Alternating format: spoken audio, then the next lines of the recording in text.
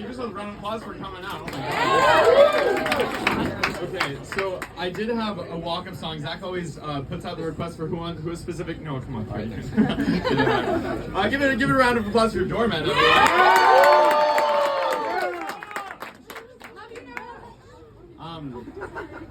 But my walk-up song was the "Can't Take My Eyes Off of You," you know, the one by Frankie Valli, where it gets out with it. So I was wondering if you could do the instrumentals with me for just a second, like you know the part where it goes like da da da da da da da da da.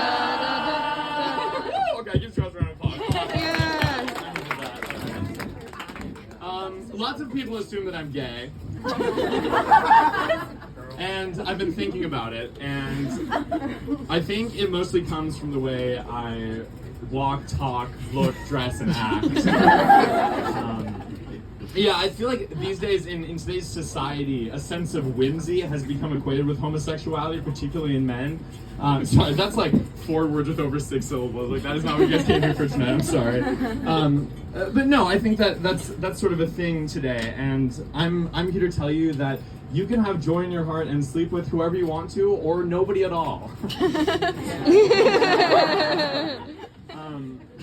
No, I think honestly, I don't feel like my sexuality is that big a part of who I am. I'm less of like a proud bisexual and more of kind of like a nervous thumbs up one. And I think with that, some of it is because I do often sort of question my sexuality, but like in the wrong way. You know, like I've been having impure thoughts about men since I was young, but sometimes I wonder if that's really bisexuality or if it's just a growth mindset. Like, am I fruity or was I just raised on NPR soy milk and parental love? You know? No, this is genuinely horrible, but sometimes when I was younger, I would actually think about asking my parents if I could go to conversion therapy to make me a little more gay. That's awful, I'm so sorry, but it's true. No, but I have my own strategy, so if I'm ever like worried that it's fading or something, I'll just Google Jake Gyllenhaal body a couple times until Instagram starts giving me ads for PrEP again, and then I'm like, okay, once I go on TikTok and I'm getting like the custom crochet G-string ads, I can comment on my friend's beach pictures again, and it's cool, not creepy, lit, awesome. No, full disclosure, I've never slept with a man, and very few women, I might add. But I feel like the biggest reason for that is because I don't have that many close male relationships. No, I find that the people I tend to connect with romantically usually come from the inside. But I mean, I think in my romantic relationships, I tend to prefer like a emotional and intellectual intimacy and attraction before a physical one. And I think in many ways that just makes me pansexual, but that always sounded so gay, you know? Freddie Mercury would not have been as big as he was if he had been pan. Like, Mr. Fahrenheit, maximum Mr. Tropical Vibe Celsius, you know? No, I do, that being said, I do have a pretty consistent type among men, and unfortunately that is men who look like me. Freud that as you will. But no, the moment I'm most comfortable in my sexuality is when someone asks me, would you sleep with your clone? Yes, I would. And then he would do me, and then we would work out, shower, read poetry, and practice juggling together. And it would be a beautifully, passionately narcissistic time, and we would both come out the better for it, and I truly believe that. The first person I ever came out to was my grandfather. Right? No, it's a little weird because out of everyone in my very liberal family, he's definitely one of the more old-fashioned kinds. Like, he's the fun kind of liberal where, like, he complains about Trump, but then when I bring up my trans best friend, he's like, oh yes, when is... it's coming over. But yeah, so we were driving back from the Mall of America one day, which I must say, for a very straight man, he does love his shopping.